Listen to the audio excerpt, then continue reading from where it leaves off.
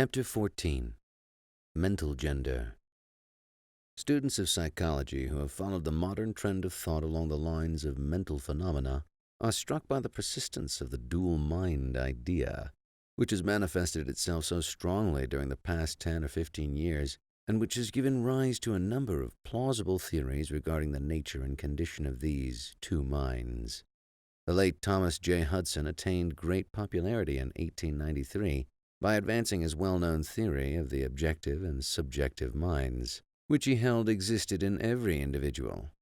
Other writers have attracted almost equal attention by the theories regarding the conscious and subconscious minds, the voluntary and involuntary minds, the active and passive minds, etc., etc. The theories of the various writers differ from each other, but there remains the underlying principle of the duality of mind. The student of the Hermetic philosophy is tempted to smile when they read and hear of the many new theories regarding the duality of mind, each school adhering tenaciously to its own pet theories, and each claiming to have discovered the truth. The students turn back the pages of occult history, and away back in the dim beginnings of occult teachings, they find references to the ancient Hermetic doctrine of the principle of gender on the mental plane, the manifestation of mental gender. And examining further, they find that the ancient philosophy took cognizance of the phenomenon of the dual mind and accounted for it by the theory of mental gender. This idea of mental gender may be explained in a few words to students who are familiar with the modern theories just alluded to. The masculine principle of mind corresponds to the so-called objective mind, conscious mind, voluntary mind, active mind, etc., and the feminine principle of mind corresponds to the so-called subjective mind, subconscious mind, involuntary mind, passive mind, etc. Of course, the Hermetic teachings do not agree with the many modern theories regarding the nature of the two phases of mind, nor does it admit many of the facts claimed for the two respective aspects, some of the said theories and claims being very far-fetched and incapable of standing the test of experiment and demonstration.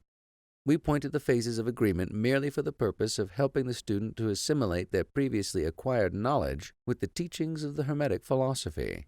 Students of Hudson will notice the statement at the beginning of his second chapter of The Law of Psychic Phenomena that the mystic jargon of the Hermetic philosophers discloses the same general idea, i.e., the duality of mind.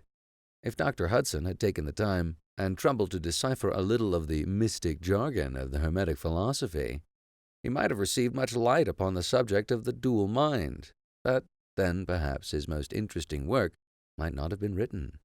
Let us now consider the Hermetic teachings regarding mental gender. The Hermetic teachers impart their instruction regarding the subject by bidding their students examine the report of their consciousness regarding their self. The students are bidden to turn their attention inward upon the self, dwelling within each. Each student is led to see that their consciousness gives them first a report of the existence of their self. The report is, I am. This at first seems to be the final word from the consciousness, but a little further examination discloses the fact that this I am may be separated or split into two distinct parts or aspects, which while working in unison and in conjunction, yet nevertheless may be separated in consciousness. While at first there seems to be only an I existing, a more careful and closer examination reveals the fact that there exists an I and a me. These mental twins differ in their characteristics and nature, and an examination of their nature and the phenomena arising from the same will throw much light upon many of the problems of mental influence. Let us begin with a consideration of the me, which is usually mistaken for the I by the student, until they press the inquiry a little further back into the recesses of consciousness. A person thinks of themselves, in its aspect of me, as being composed of certain feelings, tastes, likes, dislikes, habits, peculiar ties, characteristics, etc., all of which go to make up their personality or the self, known to themselves and others. They know that these emotions and feelings change, are born and die away, are subject to the principle of rhythm and the principle of polarity, which take them from one extreme of feeling to another. They also think of the me as being certain knowledge gathered together in their mind, and thus forming a part of himself. This is the me of a person. But we have proceeded too hastily. The me of many people may be said to consist largely of their consciousness of the body and their physical appetites, etc., their consciousness being largely bound up with their bodily nature. They practically live there. Some people even go so far as to regard their personal apparel as a part of their me, and actually seem to consider it a part of themselves. A writer has humorously said that people consist of three parts: soul, body, and clothes. These clothes-conscious people would lose their personality if divested of their clothing by savages upon the occasion of a shipwreck. But even many who are not so closely bound up with the idea of personal raiment stick closely to the consciousness of their bodies being their me. They cannot conceive of a self independent of the body. Their mind seems to them to be practically a something belonging to their body, which in many cases it is indeed. But as people rise in the scale of consciousness, they are able to disentangle their me from the idea of body, and is able to think of their body as belonging to the mental part of them. But even then, they are very apt to identify the me entirely with the mental states, feelings, etc., which they feel to exist within them. They are very apt to consider these internal states as identical with themselves, instead of their being simply things produced by some part of their mentality, and existing within them, of them, and in them, but still not themselves. They see that they may change these internal states of feeling by an effort of will, and that they may produce a feeling or state of an exactly opposite nature, in the same way, and yet the same me exists. And so far a while as they are able to set aside these various mental states, emotions, feelings, habits, qualities, characteristics, and other personal mental belongings, they are able to set them aside in the not me collection of curiosities and encumbrances, as well as valuable possessions. This requires much mental concentration and power of mental analysis on the part of the student. But still, the task is possible for the advanced student, and even those not so far advanced are able to see, in the imagination, how the process may be performed. After this laying aside process has been performed, the student will find themselves in conscious possession of a self, which may be considered in its I and me dual aspects. The me will be felt to be a something mental in which thoughts, ideas, emotions, feelings, and other mental states may be produced. It may be considered as the mental womb, as the ancients styled it, capable of generating mental offspring. It reports to the consciousness as a me with latent powers of creation and generation of mental progeny of all sorts and kinds. Its powers of creative energy are felt to be enormous, but still it seems to be conscious that it must receive some form of energy from either its I companion, or else from some other I, ere it is able to bring into being its mental creations. This consciousness brings with it a realization of an enormous capacity for mental work and creative ability. But the student soon finds that this is not at all what they find within their inner consciousness. They find that there exists a mental something which is able to will that the me act along a certain creative line, and which is also able to stand aside and witness the mental creation. This part of themselves, they are taught, is called their I. They are able to rest in its consciousness at will. They find there not a consciousness of an ability to generate and actively create, in the sense of the gradual process attendant upon mental operations, but rather a sense and consciousness of an ability to project an energy from the I to the me, a process of willing that the mental creation begin and proceed. They also find that the I is able to stand aside and witness the operation of the me's mental creation and generation. There is this dual aspect in the mind of every person. The I represents the masculine principle of mental gender, the me represents the feminine principle. The I represents the aspect of being, the me the aspect of becoming. You will notice that the principle of correspondence operates on this plane, just as it does upon the great plane upon which the creation of universes is performed. The two are similar in kind, although vastly different in degree. As above, so below. As below, so above. These aspects of mind, the masculine and feminine principles, the I and the me, considered in connection with the well-known mental and psychic phenomena, give the master key to these dimly known regions of mental operation and manifestation. The principle of mental gender gives the truth underlying the whole field of the phenomena of mental influence, etc. The tendency of the feminine principle is always in the direction of receiving impressions, while the tendency of the masculine principle is always in the direction of giving out or expressing. The feminine principle has a much more varied field of operation than has the masculine principle. The feminine principle conducts the work of generating new thoughts, concepts, ideas, including the work of the imagination. The masculine principle contents itself with the work of the will in its varied phases. And yet without the active aid of the will of the masculine principle, the feminine principle is apt to rest content with generating mental images, which are the result of impressions received from outside, instead of producing original mental creations. Persons who can give continued attention and thought to a subject actively employ both of the mental principles, the feminine in the work of the active mental generation, and the masculine will in stimulating and energizing the creative portion of the mind. The majority of persons really employ the masculine principle but little, and are content to live according to the thoughts and ideas instilled into the me from the I of other minds. But it is not our purpose to dwell upon this phase of the subject, which may be studied from any good textbook upon psychology with the key that we have given you regarding mental gender. The student of psychic phenomena is aware of the wonderful phenomena classified under the head of telepathy, thought transference, mental influence, suggestion, hypnotism, etc. Many have sought for an explanation of these varied phases of phenomena under the theories of the various dual mind teachers. And in a measure they are right, for there is clearly a manifestation of two distinct phases of mental activity. But if such students will consider these dual minds in the light of the Hermetic teachings regarding vibrations and mental gender, they will see that the long-sought-for key is at hand.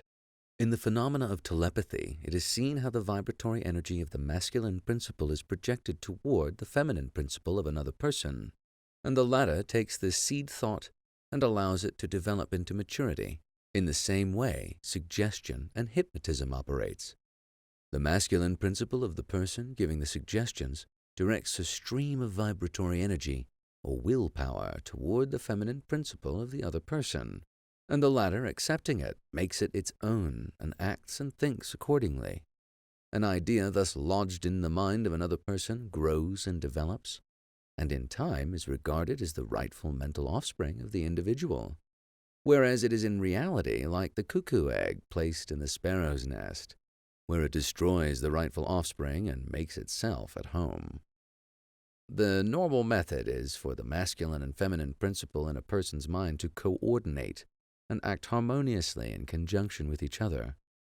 But unfortunately, the masculine principle in the average person is too lazy to act. The display of willpower is too slight, and the consequence is that such persons are ruled almost entirely by the minds and wills of other persons, whom they allow to do their thinking and willing for them. How few original thoughts or original actions are performed by the average person. Are not the majority of persons mere shadows and echoes of others, having stronger wills or minds than themselves? The trouble is that the average person dwells almost altogether in their me consciousness, and do not realize that they have such a thing as an I. They are polarized in their feminine principle of mind, and the masculine principle in which is lodged the will is allowed to remain inactive and not employed. The strong men and women of the world invariably manifest the masculine principle of will, and their strength depends materially upon this fact. Instead of living upon the impressions made upon their minds by others, they dominate their own minds by their will, obtaining the kind of mental images desired, and moreover, dominate the minds of others likewise in the same manner. Look at the strong people, how they manage to implant their seed thoughts in the minds of the masses of the people, thus causing the latter to think thoughts in accordance with the desires and wills of the strong individuals. This is why the masses of people are such sheep-like creatures, never originating an idea of their own, nor using their own powers of mental activity. The manifestation of mental gender may be noticed all around us in everyday life. The magnetic persons are those who are able to use the masculine principle in the way of impressing their ideas upon others. The actor who makes people weep or cry as he wills is employing this principle. And so is the successful orator, statesperson, preacher, writer, or other people who are before the public attention. The peculiar influence exerted by some people over others is due to the manifestation of mental gender along the vibratorial lines above indicated. In this principle lies the secret of personal magnetism, personal influence, fascination, etc., as well as the phenomena generally grouped under the name of hypnotism. The student who has familiarized themselves with the phenomena generally spoken of as psychic will have discovered the important part played in this said phenomena by that force which science has styled suggestion, by which term is meant the process or method whereby an idea is transferred to or impressed upon the mind of another, causing the second mind to act in accordance therewith. A correct understanding of suggestion is necessary in order to intelligently comprehend the varied psychical phenomena which suggestion underlies. But still more is a knowledge of vibration and mental gender necessary for the student of suggestion, for the whole principle of suggestion depends upon the principle of mental gender and vibration. It is customary for the writers and teachers of suggestion to explain that it is the objective or voluntary mind which makes the mental impression or suggestion upon the subjective or involuntary mind. But they do not describe the process or give us any analogy in nature whereby we may more readily comprehend the idea. But if you will think of the matter in the light of the Hermetic teachings, you will be able to see that the energizing of the feminine principle by the vibratory energy of the masculine principle is in accordance to the universal laws of nature, and that the natural world affords countless analogies whereby the principle may be understood. In fact, the Hermetic teachings show that the very creation of the universe follows the same law, and that in all creative manifestations upon the planes of the spiritual, the mental, and the physical, there is always in operation this principle of gender, this manifestation of the masculine and the feminine principles. As above, so below, as below, so above. And more than this, when the principle of mental gender is once grasped and understood, the varied phenomena of psychology at once becomes capable of intelligent classification and study, instead of being very much in the dark. The principle works out in practice because it is based upon the immutable universal laws of life. We shall not enter into an extended discussion of or description of the varied phenomena of mental influence or psychic activity. There are many books, many of them quite good, which have been written and published on the subject of late years. The main facts stated in these various books are correct, although the several writers have attempted to explain the phenomena by various pet theories of their own. The student may acquaint themselves with these matters, and by using the theory of mental gender, they will be able to bring order out of the chaos of conflicting theory and teachings, and may, moreover, readily make themselves a master of the subject, if they be so inclined. The purpose of this work is not to give an extended account of psychic phenomena, but rather to give the student a master key, whereby they may unlock the many doors leading into the parts of the temple of knowledge which they may wish to explore. We feel that in this consideration of the teachings of the Kybalion, one may find an explanation which will serve to clear away many perplexing difficulties, a key that will unlock many doors. What is the use of going into detail regarding all of the many features of psychic phenomena and mental science, provided we place in the hands of the student the means whereby they may acquaint themselves fully, regarding any phase of the subject which may interest them. With the aid of the Kybalion, one may go through any occult library anew, the old light from Egypt illuminating many dark pages and obscure objects. Thus is the purpose of this book. We do not come expounding a new philosophy, but rather furnishing the outlines of a great, world-old teaching, which will make clear the teachings of others, which will serve as a great reconciler of differing theories and opposing doctrines.